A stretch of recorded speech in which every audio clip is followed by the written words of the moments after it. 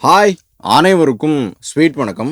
பாண்டிச்சேரியில நேத்திக்கு பார்த்தீங்கன்னா, ரொம்பவே முக்கியமான அதுவும் பயங்கரமான ஒரு விஷயம் நடந்திருக்கு. கிட்டத்தட்ட பாண்டிச்சேரியோட லோக்கல் பேப்பர்ஸ்லேருந்து, அதுக்கப்புறம் அத கவர் பண்ண நேஷனல் பேப்பர்ஸ் வரைக்கும் முக்கியமான ஹெட்லைன்ஸு இதுவா தான் இருந்துச்சு. அப்படி என்னடா ஆச்சு பாண்டிச்சேரியில அப்படின்னு கேட்டிங்கன்னா, அதுக்கு முன்னாடி பாண்டிச்சேரியோடைய எம்எல்ஏஸ்லேருந்து, போலீஸ்லேருந்து, சாதாரண வார்டு மெம்பர்லேருந்து, சிஎம் வரைக்கும் எல்லாருமே குறிப்பிட்ட அந்த ஒரு இடத்துல தான் கேதர் ஆயிருந்தாங்க.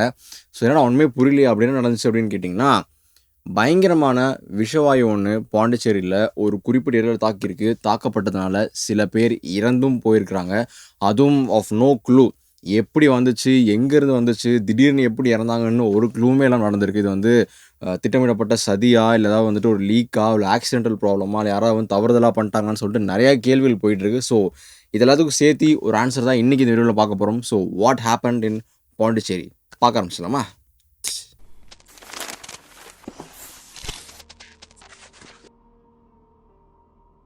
ஸோ எல்லா நாள் போலவே நேத்திக்கு பார்த்தீங்கன்னா, பாண்டிச்சேரியில எல்லாரும் நார்மலா மக்கள்லாம் வேலைக்கு போயிட்டு, காலைல ஸ்கூலுக்கு போறேன்னு சொல்லிட்டு ரெகுலரா போயிட்டு இருந்த டைம் தான். ஸோ அப்ப என்ன ஆயிருக்கு, பாண்டிச்சேரியில ஒரு குறிப்பிட்ட ஏரியால எங்க அப்படின்னு பார்த்தீங்கன்னா, ரெட்டியார்பாளையம் அப்படின்ற இடத்துல புதுநகர் அப்படின்னு சொல்லிட்டு ஒரு இடம் இருக்கு. அந்த இடத்துலயும் மக்கள் எல்லாரும் டெய்லியும் ஆஸ் யூசுவல் போய் பாத்ரூம் போய் குளிப்போம், அப்புறம் கிளம்புவோம் இல்லைங்களா? ஸோ அது மாரி அந்த இடத்துல புதுநகர்ன்ற ஏரியால ஒரு வயசான பெண்மணி, அவங்க பேர் என்ன அப்படின்னு பார்த்தீங்கன்னா, செந்தாமரைன்னு சொல்றாங்க. ஸோ அவங்க கிட்டத்தட்ட ஒரு 77 வயசு ஆகுது. ஸோ அவங்க அந்த ஒரு பாட்டின்னு சொல்லலாம். ஸோ அந்த பாட்டி பார்த்தீங்கன்னா, காலைல எழுந்திரிச்சோனே ரெஸ்ட் ரூம் போறாங்க. ஸோ நல்ல நார்மலா எந்த ஒரு பிரச்சனையும் இல்லாம அந்த பாட்டி பார்த்தீங்கன்னா, அவங்க ரெஸ்ட் ரூம் போனதுக்கப்புறம் திடீர்னு ரெஸ்ட் ரூம்லேருந்து ஒரு சவுண்ட் கேட்டிருக்கு. சவுண்ட் கேட்டதுமே உடனே பதறி போய் ஓடி வந்த அந்த பாட்டியோடைய பெண்ணான காமாட்சியும், அவங்களுடைய பேத்தியும் ஒருத்தவங்க பேத்தி இருக்காங்க. ஸோ மொத்தம் 2 பேரும் ஓடி வராங்க. என்னமோ சவுண்ட் கேட்டுச்சுன்னு சொல்லிட்டு பாத்ரூம் கதவ தட்டுறாங்க, தொறக்கவே இல்ல. அப்புறம் போல்டா அத உடைச்சுட்டு திறந்துட்டு உள்ள போய் பார்க்கும்போது, அந்த பாட்டி பார்த்தீங்கன்னா, மயக்கம் அடைஞ்ச நிலையில கீழ விழுந்து கிடந்திருக்காங்க. உள்ள போய் பார்த்தா அவங்களுக்கு ஒண்ணுமே புரியல. என்னடா என்னடா ஆச்சு? திடீர்னு நல்லா தான் இருந்தாங்கன்னு சொல்லிட்டு பார்க்கும்போது, கொஞ்ச நேரத்திலேயே இவங்க 2 பேரும், அந்த காமாட்சி அப்புறம் அந்த அவங்க பொண்ணு அந்த பேத்தி அவங்க வந்தாங்க பார்த்தீங்களா? அவங்க 2 பேருமே அதே இடத்துல மயக்கம் போட்டு விழுறாங்க. இத பார்த்து ஷாக் ஆயி அந்த ஏரியா ஃபுல்லா எல்லாரும் அலர்ட் ஆகுறாங்க. எல்லாரும் பார்க்குறாங்க. பார்த்துட்டு அவங்கள ஹாஸ்பிட்டலுக்கும் கூட்டு போறாங்க ஆம்புலன்ஸ் மூலமா. இது ஒரு பக்கம் நடந்துட்டு இருக்கு. அப்ப என்னாச்சு? ஏன் மயக்கம் போட்டாங்க? பாத்ரூம் தானே போனாங்க. வழுக்கி விழுந்த மாரியும் தெரியல. என்ன பிரச்சனை ஒண்ணுமே தெரியலையேன்னு சொல்லிட்டு மக்கள் எல்லாரும் அந்த ஏரியால பேசிட்டு இருக்கும்போது, மீண்டும் மறுபடியும் செல்வராணி அப்படின்றவங்க அதே ஏரியால பாத்ரூம் போனவங்க சேம் அதே முறையில மயக்கம் போட்டு கீழ விழுந்திருக்காங்க. இதெல்லாம் வச்சு பார்க்கும்போது தான் ஃபைனலா அந்த ஏரியா மக்களுக்கு ஒரு விஷயம் புரிய ஆரம்பிக்குது. யாரெல்லாம் ரெஸ்ட் ரூம் போனாங்களோ, அவங்க எல்லாருமே மயக்கம் போட்டுருக்காங்க. ரொம்ப ஒரு மாரி தல சுத்துற மாரி வந்திருக்குன்னு சொல்லிட்டு புரிய வருது. உடனடியா அந்த செல்வராணி அவங்களையும் ஹாஸ்பிட்டலுக்கு கூட்டு போறாங்க. அதுக்கு நடுவுல இந்த ஃபயர் சர்வீஸ் இருக்கும் பார்த்தீங்களா? ஸோ அவங்களுக்கு கால் பண்ணி வர சொல்றாங்க. வந்ததுக்கப்புறம் இந்த மாரிங்க பாத்ரூம் போனாங்க. போனதுக்கப்புறம் தான் பிரச்சனை இருக்குன்னு சொன்னோனே, ஃபயர் சர்வீஸும் ஃபுல்லா அப்படியே பார்க்குறாங்க. அவங்களுக்கும் ஒண்ணும் புரியல. அண்ட் ஃபைனலா ஏதோ ஒரு பெரிய விஷயம் அங்க நடந்துட்டு இருக்குன்றது மட்டும் புரிய ஆரம்பிக்குது. உடனடியா யாருக்கெல்லாம் தகவல் சொல்லணுமோ அவங்களுக்கு தகவல் சொல்றாங்க. சொன்னதுக்கப்புறம் போலீஸ்லேருந்து, சின்ன வார்டு மெம்பர்லேருந்து, எம்எல்ஏஸ்லேருந்து அப்படியே செய்தி பரவி பரவி பார்த்தீங்கன்னா, கிட்டத்தட்ட சிஎம் வரைக்கும் போயிடுது. சிஎம் கிட்ட நியூஸ் போம்போது பார்த்தீங்கன்னா, நான் ஃபர்ஸ்ட் சொன்னேன் இல்லைங்களா, பாட்டிம்மா ஒருத்தவங்க பாத்ரூம்ல மயக்கம் போட்டு விழுந்தாங்கன்னு சொல்லிட்டு. ஸோ அவங்க அவங்க இறந்து போயிடுறாங்க. அவங்களோட சேர்த்தி அவங்களோட பொண்ணும் அந்த காமாட்சி சொன்னேன் இல்லைங்களா, அவங்களும் இறந்து போயிடுறாங்க.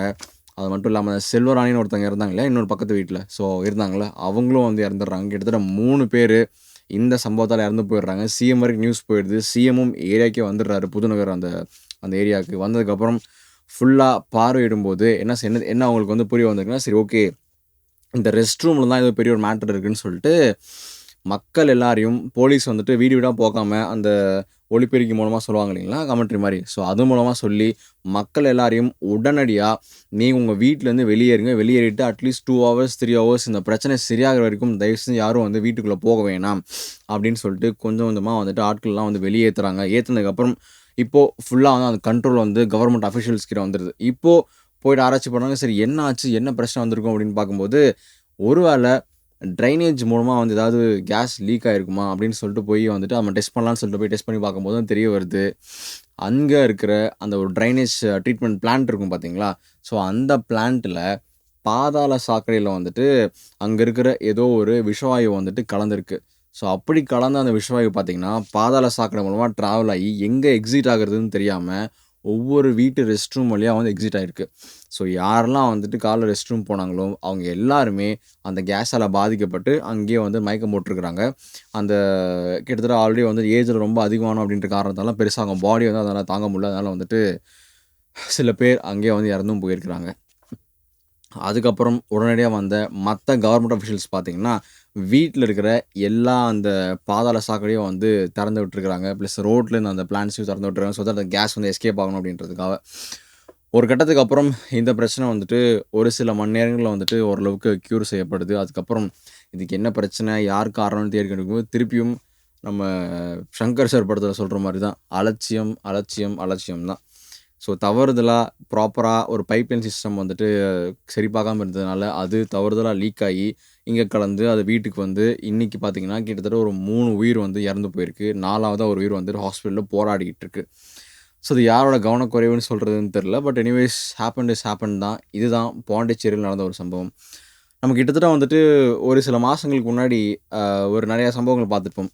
கிட்டத்தட்ட அந்த போபால் அந்த லீக் ஆச்சு பார்த்தீங்களா? அதுவுமே கிட்டத்தட்ட இதே மாரி வந்து ஒரு சின்ன ஒரு எரர்னால நடந்த ஒரு சம்பவம் தான்.